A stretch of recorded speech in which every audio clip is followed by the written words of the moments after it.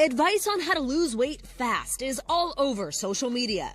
You can lose 10 pounds in 30 days. I'm going to give you the best weight loss hack of all time. Over 500,000 posts with the hashtag weight loss tips on TikTok alone. 3 tips to help you lose belly fat.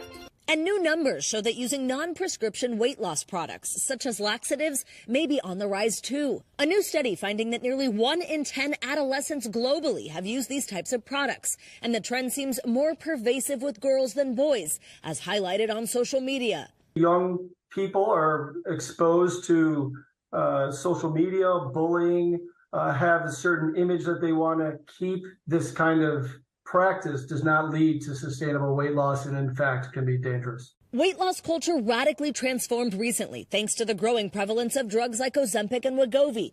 Prescriptions for these drugs and similar ones increased 300% between the beginning of 2020 and 2022, according to a report from Trilliant Health. But for some who can't access prescriptions, what measures are people taking? People are resorting back to, perhaps, unfortunately, what they used to do. And that may include using laxatives, which clearly aren't recommended and are, in fact, dangerous. Other popular alternatives are hitting social media timelines, too. Detox teas, even supplements like berberine, dubbed nature's Ozempic, which some users claim mimic the effects of weight loss drugs. Demand has also fueled a rise in counterfeit and off-market weight loss drugs. The FDA recently warning consumers against using these fake versions. A stark warning for those looking for a quick fix.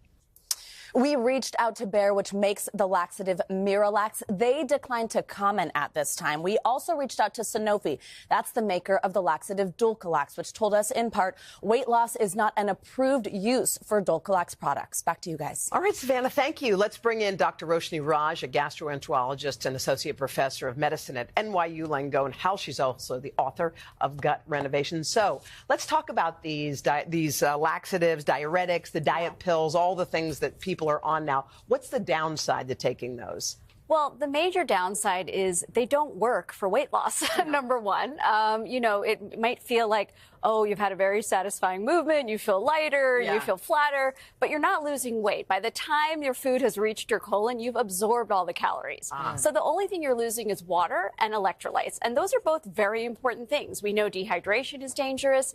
Having a low potassium, a low sodium, low magnesium, all of these things can have very serious complications. So abusing laxatives in this way is potentially quite harmful and doesn't give you any benefit of true weight loss. Now, laxatives do have their place. I prescribe them for patients at times. We use them before colonoscopy, but they're absolutely not approved nor indicated, and they just do not work for losing weight. What about a diuretic? Is that something different than a laxative? Because people are turning to that as well. Right. So diuretics are also used in medicine to help people lose fluid when they're retaining too much. So someone with heart failure, for example, they have too much fluid in their lungs or their abdomen. That's why we'd give you a diuretic. Again, you're only losing water and electrolytes. You're not going to lose weight from a diuretic either. And there's a potential of, again, low electrolytes. You can have kidney problems when you abuse these things. So they're definitely not meant to be used in this manner. Dr. Raj, while we have you, I do want to ask you about this report that just came out apparently this morning from the American Cancer Society.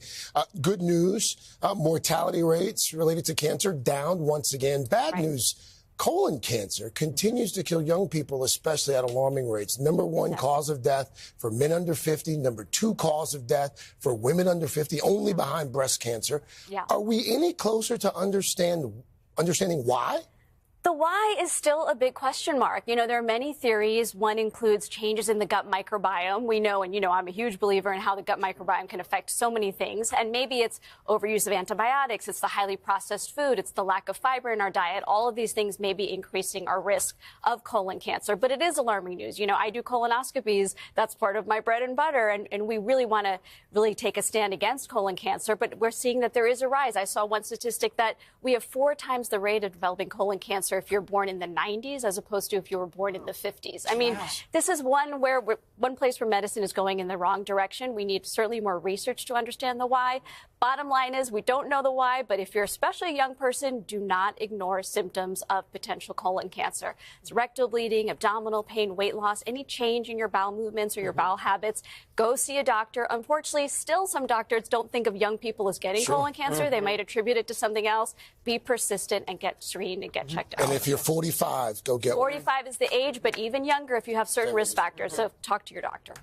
Always good, Dr. Raj. Thank you. Author of Gut Renovation, if you can't get enough. Like it. There Love you go. the title. You know I do. You can find more on the risks and warnings tied to weight loss drug alternatives, such as the compounded Ozempic-type drugs. We'll talk about that, too. That's on our website, today.com. Hey, thanks for watching. Don't miss the Today Show every weekday at 11 a.m. Eastern, 8 Pacific on our streaming channel, Today All Day. To watch, head to today.com/allday or click the link right here.